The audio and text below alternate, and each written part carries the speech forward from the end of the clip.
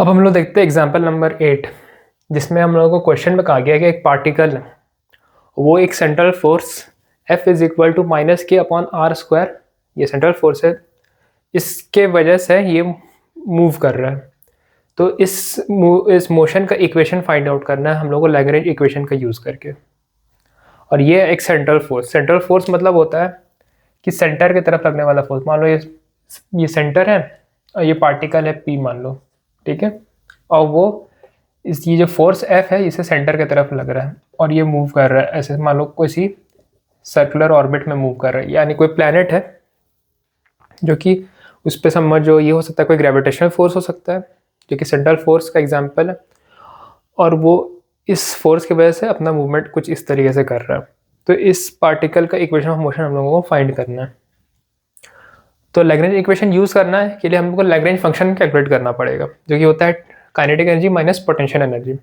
हम जानते हैं काइनेटिक एनर्जी होता है हाफ mv स्क्वायर, जिसको कार्टेशियन कोऑर्डिनेट में लिखा जा सकता है x dot square plus y dot square, ठीक है।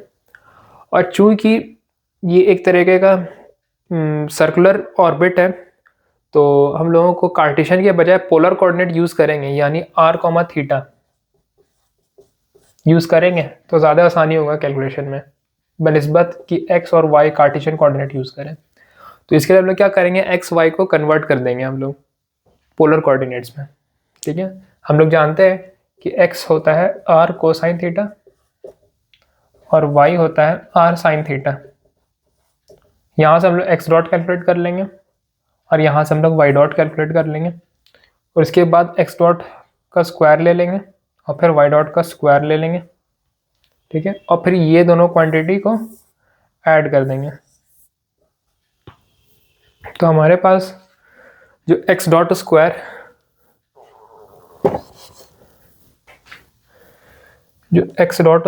प्लस y डॉट स्क्वायर का जो वैल्यू निकल कर के आएगा वो निकल कर के आएगा r dot square plus r square theta dot square, इस तरीके से कुछ निकल के आएगा। तो काइनेटिक एनर्जी हमारा हो जाएगा half m r dot square plus r theta dot square potential coordinates में, पोलर कोऑर्डिनेट्स में।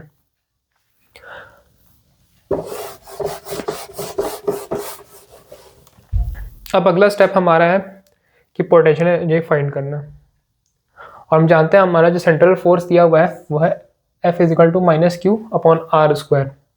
ये जो फोर्स होता है सेंट्रल फोर्स, ये पोटेंशियल एनर्जी से डिराइव होता है, और हम जानते हैं जो फोर्स का जो फॉर्मूला होता है वो होता है minus partial v over partial r।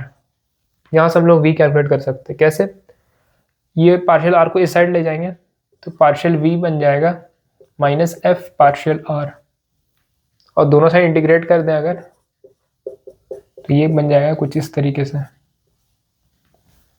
इसको जब इंटीग्रेट करेंगे तो ये v बन जाएगा, और f का वैल्यू यहाँ से उठा के सब्स्टिट्यूट कर देंगे तो बन जाएगा plus q upon r square partial r integration, और जब इसको इंटीग्रेट कर देंगे तो v आ जाएगा माइनस के बाई आर। तो हमारे पास पोटेंशियल आ जाएगा माइनस के बाई आर। तो लैग्रेंज आ जाएगा हमारे पास half m r dot square plus r theta dot square minus minus plus हो जाएगा k अपॉन r। यहाँ से हम देख सकते हैं कि हमारा जो लैग्रेंज है वो फंक्शन है r का, r डॉट का, r डॉट का, थीटा डॉट का। मतलब लैग्रेंज हमारे पास जो फंक्शन है वो है r का फंक्शन है, r डॉट का फंक्शन है और थीटा डॉट का फंक्शन है, ठीक है।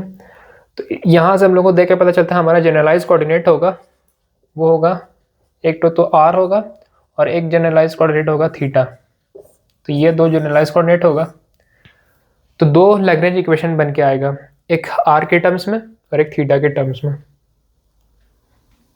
जिसको हम लोग देखेंगे अगले सेक्शन के अंदर। अब जैसा कि हम लोग पहले डिस्कस कर चुके थे कि जो हमारा लैग्रेंज है वो फंक्शन था r का, r डॉट का और थीटा डॉट का।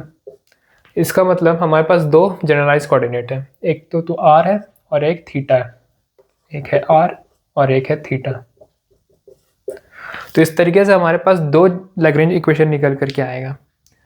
जनरल फॉर्म जो यूजुअल फॉर्म होता है कंजर्वेटिव सिस्टम के लिए वो होता है D by D T partial L over partial Q K dot minus partial L over partial Q K. तो के की जगह एक बार 1 पुट करो, एक बार 2 पुट करो, Q1 होगा आर और Q2 होगा थीटा।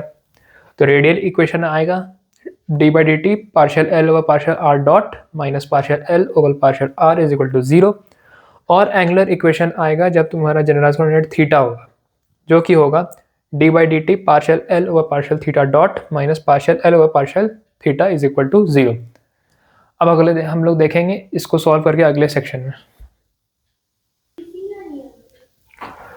तो रेडियल इक्वेशन हमारा जो आएगा वो आएगा d by D T partial L over partial r dot minus partial L over partial r is equal to 0।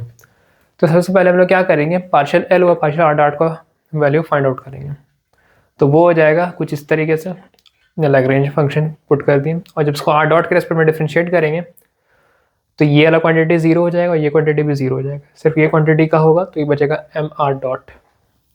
उसी तरीके से जब लैग्रेंज फंक्शन का हम लोग आर के रेस्पेक्ट में करेंगे डिफरेंशिएशन तो हमारे पास आर डॉट स्क्वायर वाला टर्म 0 हो जाएगा, r square theta dot square वाले का आएगा और के बाई आर का आएगा, तो जो कि आ जाएगा m r theta dot square minus के बाई आर स्क्वायर। अब हम सब्स्टिट्यूट कर देंगे ये दोनों का वैल्यू इस इक्वेशन में, तो ये कुछ आएगा d by D t m r dot minus m r theta dot square plus k by r square.